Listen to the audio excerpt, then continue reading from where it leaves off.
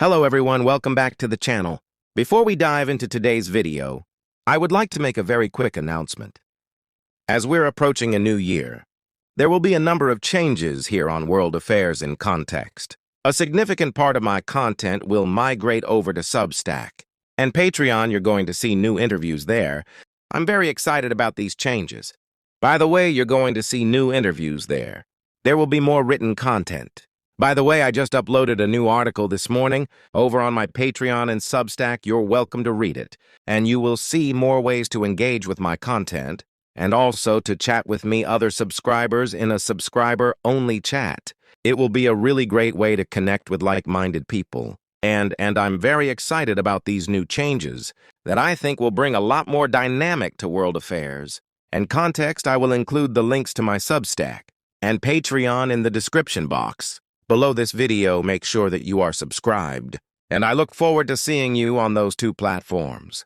Now, what just happened in Brussels looks on the surface like a massive show of European unity.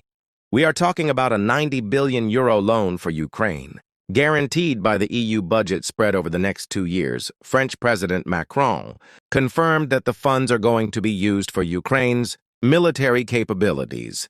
So, this has nothing to do with humanitarian assistance or anything like this. We're just funding the war, says Macron, but that's the headline. Once you look beneath it, the decision tells a much more complicated story about political fear, about legal risk, a fractured European Union, and a retreat from what many European leaders once described as the boldest option on the table. After 15 hours of negotiations that ran deep into the night, EU leaders emerged with an agreement. That was as much about avoiding disaster of their own making, arguably, as it was about continuing to fund the proxy war in Ukraine.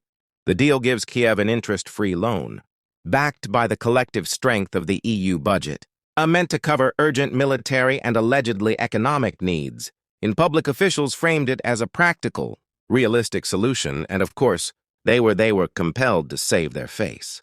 But in private, diplomats admitted something else entirely. This was not the plan that they wanted. It was the plan that they could live with. In other words, this time around, common sense prevailed, but the appetite to bite off more still remains. From the very beginning of the summit, everything revolved around one figure. Belgian Prime Minister Bart de Wever. Belgium hosts Euroclear, the financial depository, holding a massive share of Russians' frozen assets. And the weather was very clear. He was very consistent, and he was very stubborn using those assets. He argued would expose Belgium and, by extension, the EU to enormous legal and financial risks. Of course it would. It is theft. Russia could retaliate. Lawsuits could pile up, and the president could haunt Europe for decades, as foreign states withdraw their sovereign funds and move it elsewhere. So he was completely correct. This was something that many of us have been arguing for several years. Now, throughout Thursday, pressure mounted. Other leaders tried persuasion. For example, Ursula von der Leyen, who ended up losing diplomats, floated guarantees. Some hoped that the Weaver would eventually bend, but he did not, and by late night, the reality sank in. There would be no agreement on using Russian assets, at least for now, and that is when the pivot happened. Instead of seizing Russian reserves, the EU chose to borrow money itself. The 90 billion euro loan will be raised under guarantees from the EU's common budget. Ukraine will receive the funds now without paying interest.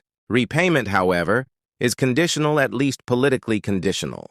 According to European Council President Antonio Costa and German Chancellor Friedrich Merz, Ukraine will only be expected to repay this loan if Russia eventually pays reparations.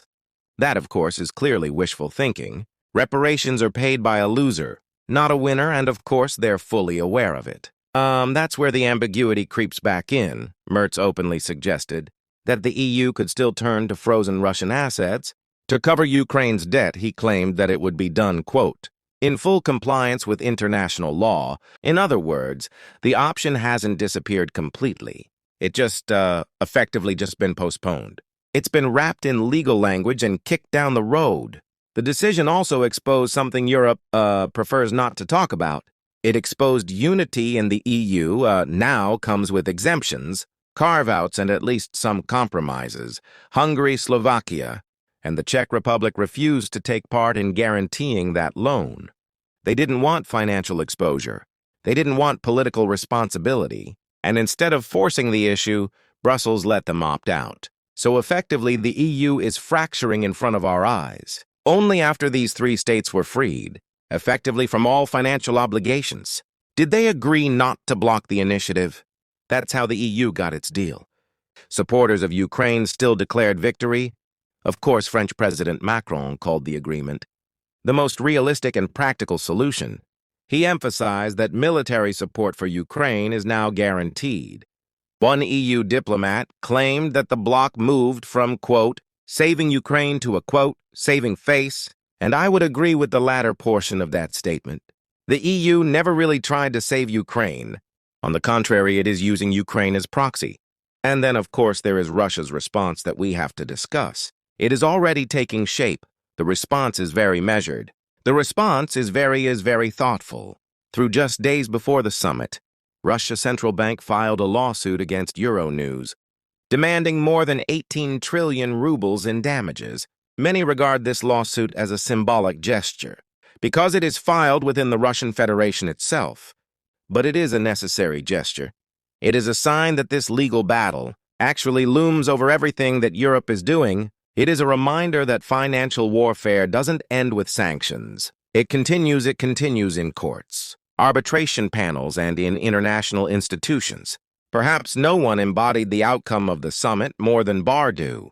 Ever himself, he openly acknowledged that some European leaders wanted to punish President Vladimir Putin by taking Russia's money, but he said, politics is not an emotional profession, and rationality should prevail.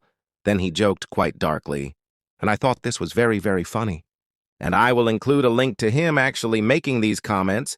He talked about going to his dacha in St. Petersburg with Gerard Depardieu as a neighbor and Bashar al-Assad across the street, and he joked about becoming a mayor there.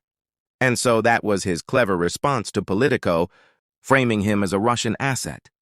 That's good, but now I have to go to my dacha in St. Petersburg, where my neighbor is Depardieu, and across the street there is a sat, and I think I can become mayor of that little village. Maybe that could be your title. So for now, common sense prevailed. Although arguably the damage has already been done, stay tuned. I will keep you updated here on YouTube and over on my sub-second Patreon. Thank you so much for watching. Support my work. I appreciate every single one of you who has become a paid subscriber. Thank you so much. Enjoy the rest of your day, and I will see you back here tomorrow. Take care.